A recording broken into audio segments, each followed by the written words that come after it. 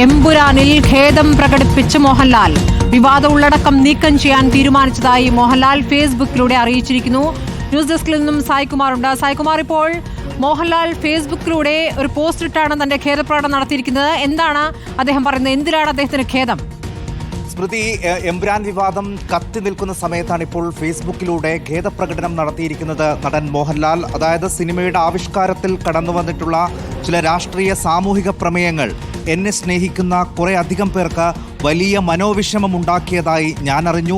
ഒരു കലാകാരൻ എന്ന നിലയിൽ എൻ്റെ ഒരു സിനിമയും ഏതെങ്കിലും രാഷ്ട്രീയ പ്രസ്ഥാനത്തോടോ ആശയത്തോടോ മതവിഭാഗത്തോടോ വിദ്വേഷം പുലർത്തുന്നില്ല എന്ന് ഉറപ്പുവരുത്തേണ്ടത് എൻ്റെ കടമയാണ് എന്ന് പറഞ്ഞുകൊണ്ടാണ് മോഹൻലാൽ ഈ ഫേസ്ബുക്ക് പോസ്റ്റ് തുടങ്ങുന്നത്. അതുകൊണ്ട് തന്നെ പ്രിയപ്പെട്ടവർക്കുണ്ടായ മനോവിഷമത്തിൽ എനിക്കും എമ്പുരാൻ ടീമിനും ആത്മാർത്ഥമായ ഖേദമുണ്ട്.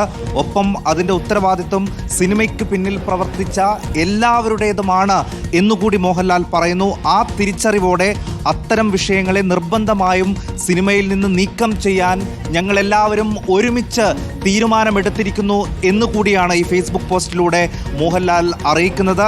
അതോടൊപ്പം തന്നെ അദ്ദേഹം പറയുന്നു, കഴിഞ്ഞ 4 പതിറ്റാണ്ട് നിങ്ങളിൽ ഒരാളായാണ് ഞാൻ എൻ്റെ സിനിമാ ജീവിതം ജീവിച്ചത്. നിങ്ങളുടെ സ്നേഹവും വിശ്വാസവും മാത്രമാണ് എൻ്റെ ശക്തി.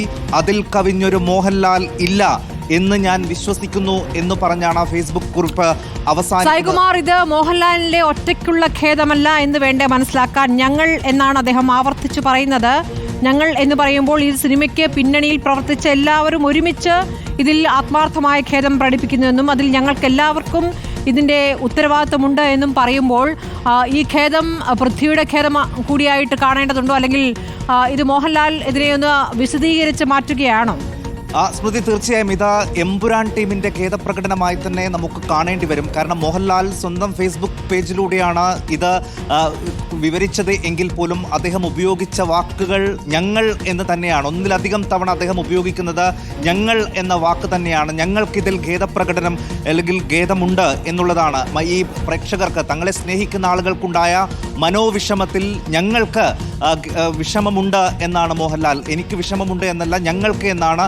അതോടൊപ്പം ഇതിലുണ്ടായിട്ടുള്ള എല്ലാ പ്രശ്നങ്ങൾക്കും എമ്പുരാൻ ടീമിന് ഉത്തരവാദിത്വമുണ്ട്. ഇത് ഞങ്ങൾ എല്ലാവരും കൂടി ചെയ്ത സിനിമയാണ്. അതുകൊണ്ട് അതിൽ ചില ഭാഗങ്ങൾ നീക്കം ചെയ്യാൻ ഞങ്ങൾ ഒരുമിച്ച് തീരുമാനമെടുത്തു എന്ന് പറയുമ്പോൾ ഇത് എമ്പുരാൻ ടീമിൻ്റെ എല്ലാവരുടെയും വാക്കുകളായി തന്നെയാണ് മോഹൻലാലിൻ്റെ ഫേസ്ബുക്ക് പേജിലൂടെ ഇപ്പോൾ പുറത്തു വന്നിരിക്കുന്നത്. അതിലേറ്റവും പ്രധാനം ആ എമ്പുരാൻ ടീം തന്നെ അതിലൊരു സ്ഥിരീകരണം നൽകുന്നു. ചില ഭാഗങ്ങൾ നീക്കം ചെയ്യാനുള്ള തീരുമാനം അവർ തന്നെ എടുത്തിരിക്കുന്നു എന്നുള്ളതിൻ്റെ സ്ഥിരീകരണം കൂടിയാണ് മോഹൻലാൽ ഈ ഫേസ്ബുക്ക് പോസ്റ്റിലൂടെ നൽകുന്നത്. ഈ വിവാദത്തിൽ ഏറ്റവും സുപ്രധാനമായിട്ടുള്ള ഒരു ഘട്ടം, ഒരു വിശദീകരണം, ഒരു ഖേദപ്രകടനമായി ഈ ഫേസ്ബുക്ക് പോസ്റ്റ് മാറുകയുമാണ് സ്മൃതി. കാരണം മോഹൻലാൽ തന്നെയാണ് ഈ സിനിമയുടെ എല്ലാം പൃഥ്വിരാജ് സംവിധാനം ചെയ്യുമ്പോഴും മോഹൻലാലാണ് ആ സിനിമയുടെ മുഖമായി വന്നത്. അദ്ദേഹം തന്നെ ഖേദപ്രകടനം നടത്തുന്നു. ഇത് ഞങ്ങളുടെ ഉത്തരവാദിത്തമാണ്. എമ്പുരാൻ ടീമിൻ്റെ കൂട്ടായ്മയിൽ പിറന്നൊരു സിനിമയാണ്.